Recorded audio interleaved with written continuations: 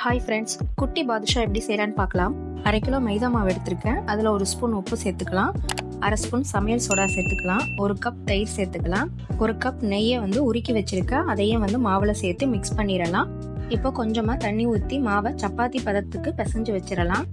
மாவை நல்லா பிசைஞ்சு வச்சாச்சு. கொஞ்சமாக மாவு எடுத்து உருண்டை பிடிச்சிடலாம்.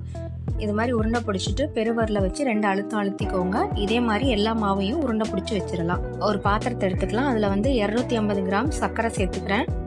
அரை பாத்திரம் அளவுக்கு தண்ணி சேர்த்துக்கலாம். 3 ஏலக்காவை தட்டி வச்சிருக்கேன், அதையும் சேர்த்துக்கலாம். நல்லா கொதிக்க விடணும். ஒரு கம்பி பதம் வந்ததுக்கப்புறம் அடுப்பை ஆஃப் பண்ணிடலாம். கடாயில் சமையல் எண்ணெய் ஊற்றி எண்ணெய் காஞ்சதும் ஊற்றி வச்சிருந்த மாவை ஒன்று எல்லாத்தையும் சேர்த்துக்கலாம். ஒரு பக்கம் வெந்ததும் திருப்பி போட்டுக்கலாம். 2 பக்கமும் நல்லா வெந்துருச்சு, கலரும் மாறிடுச்சு. நம்ம இப்போ அடுப்புலேருந்து எடுத்துடலாம். ஏற்கனவே காய்ச்சி வச்சிருந்த பாவு கூட சேர்த்துடலாம். ரெண்டுமே சூடாக இருக்கிறதுனால சீக்கிரமாகவே பாதுஷா நல்லா ஊறிடும்.